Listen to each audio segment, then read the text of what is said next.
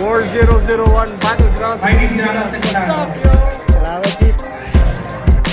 Yo, ako pala yung 610 at gusto ko lang isa sa 4001 Battlegrounds. Salamat sa support yung mga tol at tuloy-tuloy lang, more power at sobrang lakas ng eksena nyo. Kaya wala kayong kailangan excuse, kailangan nyo ituloy yan. Para sa atin kay Vince. Salamat, Chief. Yo, sa mga lalaban at may laban sa 4001 Battleground League sa pinakaunang event. Congratulations agad sa inyo. You guys are making history. God bless sa inyong liga. 4001. God bless. 4001. Word.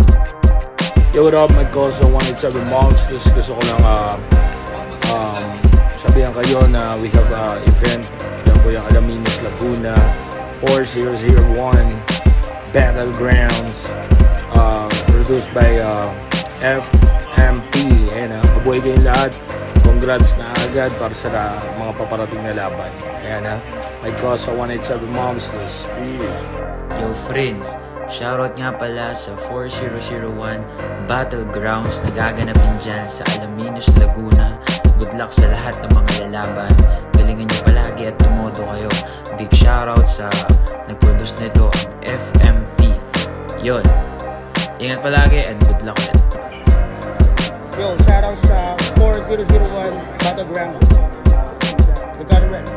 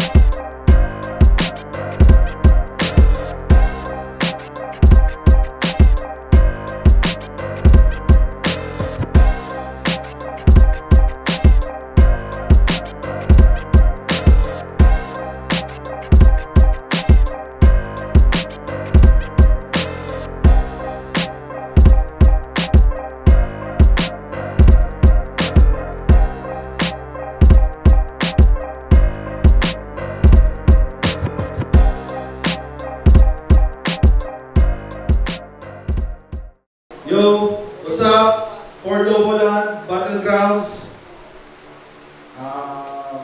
Magingay para sa parating na laban. Yo, bago tayo magsimula, salamat ako sa mga sponsors. Jiraya Battlegrounds, Filipino Music Production, Fortis Bigasan, Beans America, and MX-T4. Yo, sa kanan ko, Toywarin nga pala.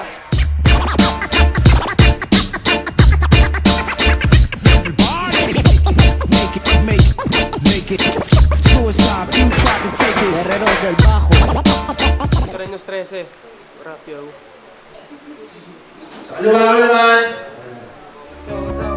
Huwag kang makikinig sa sinasabi ng iba. Mas maganda na mabuhay sa sarili mong paa. Ikaw na ang bahala kung ano ang pipiliin. Illegal ang papasukin o ikay magpaalipin. Pwede mong pasukin na Alam nyo na, Bobby Eka, Filipino Music Production, Zuru Sound. Pag-usapan na ng dalawa.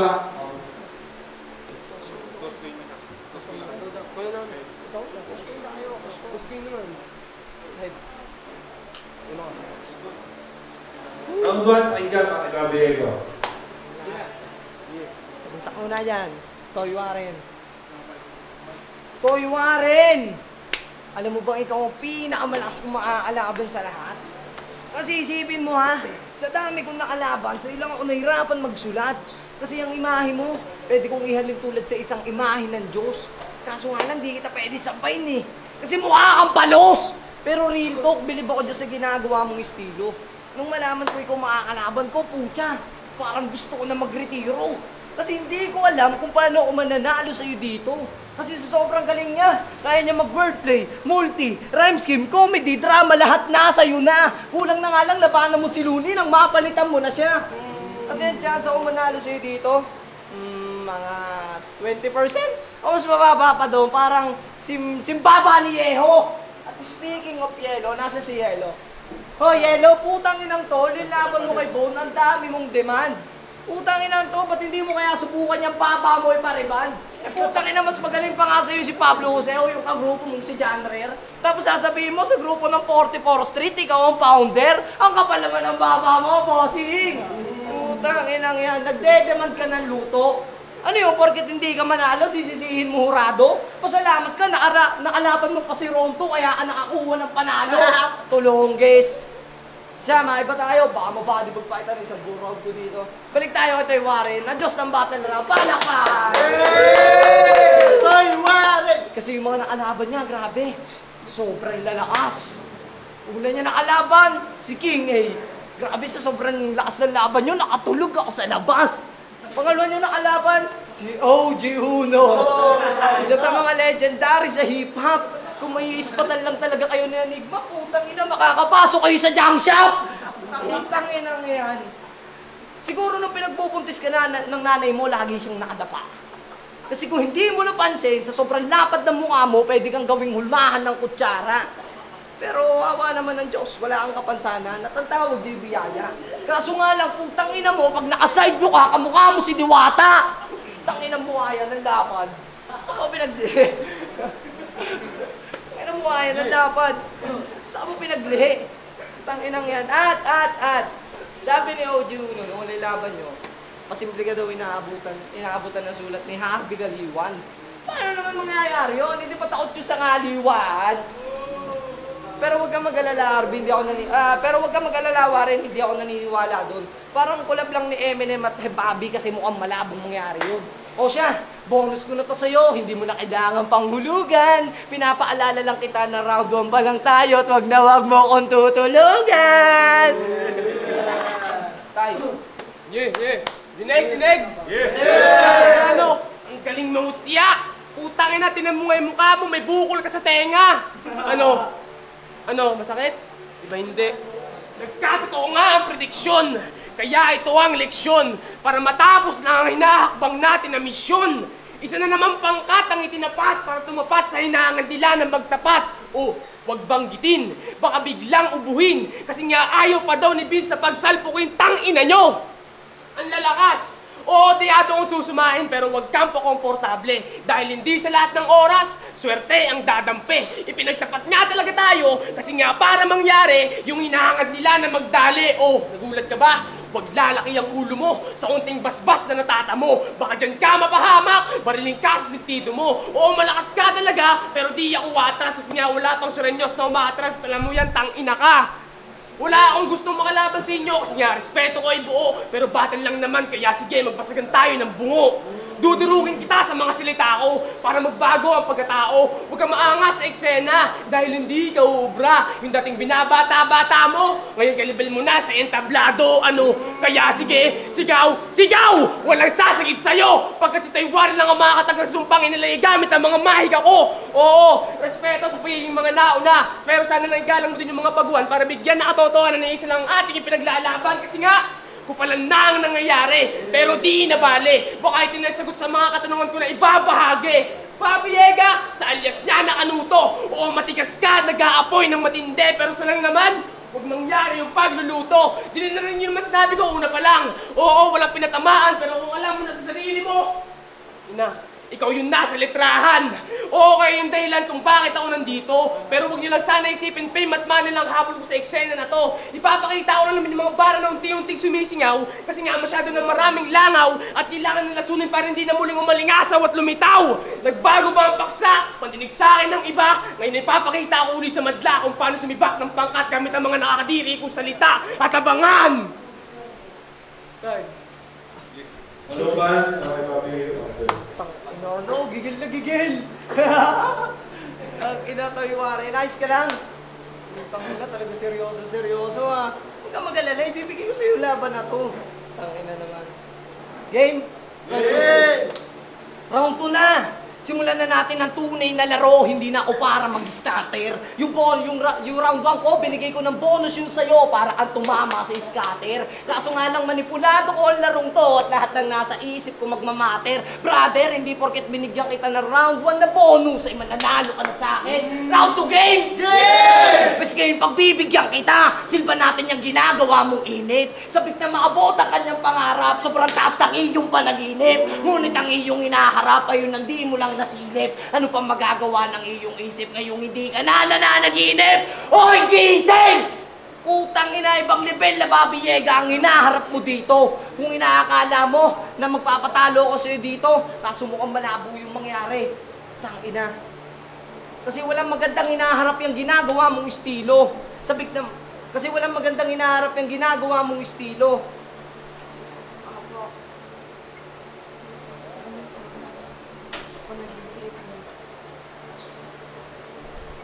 Kasi walang magandang hinaharap yung ginagawa mong illusion.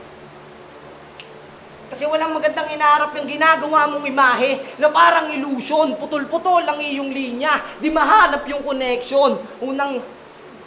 Di mahanap yung connection. Pagbangga mo sa akin, yung karera mo mawawalan na ng direction. Kasi ngayong gabi, brutal na sasapitin mo sa akin dito na parang final destination. Tangina. Ang hirap pala, ganito pala pag hindi na ganda. Grabe, nakakahiya. Pero ayos lang. Bigay balato para sa katulad mo na gusto ring umangat. Kulang sa pansin. Kasi nga, sinasabing kapangkat. Anong minamaliit? Tanga, mas mukha ka pang purat. Lain-lain mo, mamaliitin kita. Tanga ka ba? Lapat-lapat na mukha mo. Hindi mo ba napansin yun? Pero tanginang yan. Toy Warren, may napansin lang ako. Try mo nga ang umisi, isa lang. Isa lang. Tangina, di ba mukhang puwet na tumatahe? Tangina mo, Toy Warren. Kayang-kaya mo na to. Pero hindi muna natin ihihinto to kasi nga, tangina mo. Big deal na nga sa'yo to eh. Sa akin, parang katuwaan lang. Sumali na nga ako ng ibang liga eh. Baka sakaling may mabibigyan na magandang laban. Kaso nga lang panahon ng hindi sumangayon at doon ko nakita lahat ng butas. Hindi sa lahat ng oras at pagkakataon ay mabibigyan ka ng panlunas. Huwag mo sayangin ang panahon, hindi umihinto ang oras. Ang panindigan mo yung ngayon, huwag mo pangunahan ang hinaharap ng iyong bukas. Tangina, round 2 game! Yeah! Tangina neto, no? Ang galing niya mambugi. Tangina, sa kakalimot niya ng line niya, nagpipristine na lang si Woody. Tangina mo. Ano, hindi mo maintindihan? Ngayon ang gigil. Sige sa akin ka lang makinig dahil bawat tinig sa tenga, mauubusan to ng pangil. Bawat tugma, pasok sa kabilang tenga. Tagos sa'yong lalamunan pag natalo to sa eksena. Malalim mga sulatan, ganun ka nakilala. Pero sabihin na natin hindi ko kaya, pero palagi sa magsawa. Kasi pag binuhusan to ng umukulong mantika, matikalabsawan at kawawa. Pupuguta ka nang hindi ka na makasigaw. Mananatili kang uhaw sa paggalulan mo sa sarili mong singaw, tarantado. Ipapalata ko to sa aso, alam mo kanino? Kitado! Itutumba, pababa, na mawala si Bobby Yega, sige salpak, na maubos sa sistema, sige banta, na mawala to sa eksena, sige bangga, ano, tumalab na ba ang tama, sa pantig sa kabila, ang gusto sa akin sumagasa, pero hindi yung tatagos pag siya ay aking kinana.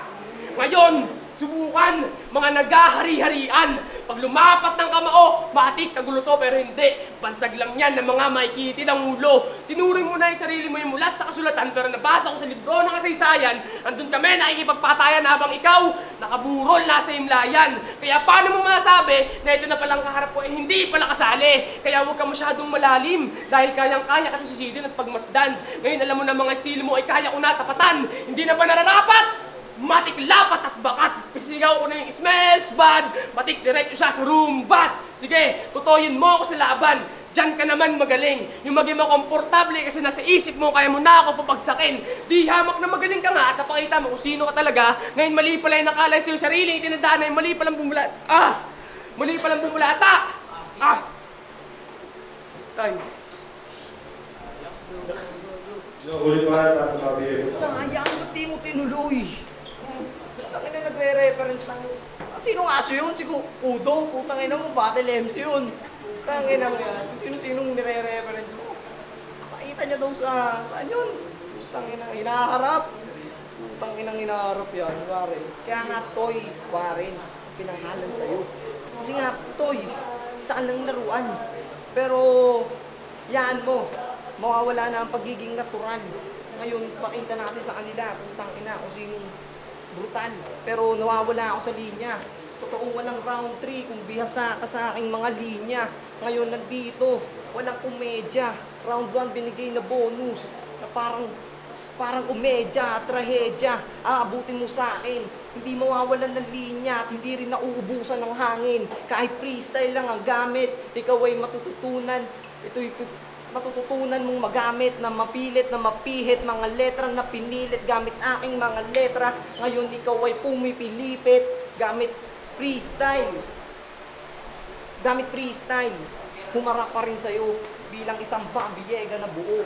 Kahit ang aking pamilya ay maraming problema at kailangan mabuo. Pasyensya ko sa iyo kung hindi ka napaghandaan ng round 2 at round 3. Pasyensya kaibigan, hindi na dapat mabuo yung kwento ko at kailangan mo pang harapin at mabuo.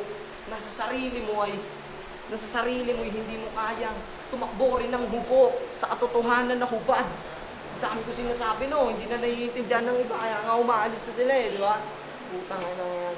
Pero, syempre, pasyensya sa lahat na nagabang, hindi ako nakapaghanda.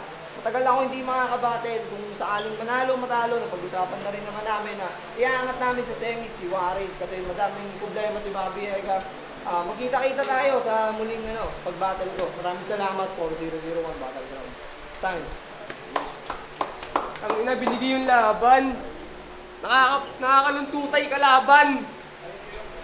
Ngayon, round 3 na, Bobby Yega. Matigas ka. Pakinggan mo ng mabuti. Baka bigla kang umimik ng fuck, may auntie. Malalim sa kulugan, hindi mo kaya hugutin. Kaya paano mo malalaman kung hindi mo kaya sisitin? Baka tamang hinala ka na, hindi ka pa nadadala. Kahit karugtong na ng kinakasama, ipilit mo pa rin lalasunin. Para lang makapagparaos at hindi mo na lang sa kamay akuin. Matapos mo akong kutsain, ngayon hindi na. Mas magulang sa magulang pa tong in-upgrade ko na taktika sa tiba. Alam mo kung bakit? Tama nagsusulat ako, AK-47 strain, bang! Yan lang ang tama. Elemento sa lahat na nakikita, bulok ang iyong pandiwa. Sige laliman, yung mga rima, sa akin to'y panis. Magmumukhang naagna sa itong feeling bless. Kaya huwag ka na mangutya dahil isa ka lang naman meaningless. At nabasa ko sa utak mo siya daw, depress. Nakaka-impress. Fuck! Yung lawak ng isip mo yan ay aking dinaig. Maniwala ka man sa akin, no? Hindi, yung ulo mo ngayon ay yayanig. Sobrang gigil, yung ulo niya, halos yung tug niya nasa sahig. Sige, subukan mo nga ng tuluyan pa ako manabik. Horrorcore! Yung round 2 ko, hindi niya naiintindihan. Doon pa lang na mahina ang isip, o sige, pagbigyan. Baka bigla sumilip eh. Ako si Toy Warren, ang underdog down ng scene na to. Paano mo masabing underdog kung turna na pasok ko? Kaya Vince, nagulat ka ba sa mga linyahan ko? Bali, wala lang yan dahil hindi pa ako tumotodo. Dala ang bayag, walang halong yabang. Alam na nakakasaksi ko paano pagulungin sa kanila nakakalaban. Kahit manlaban, patong kalaban. Sige, sagwan, na makarating ka muna sa dulo ng iyong inaasahan. Pero teka, wala ka bang nakakalimutan? Paano nga ba makakasagwan kung yung bangka mo ay winasok na ng bagyong hindi mo inaasahan?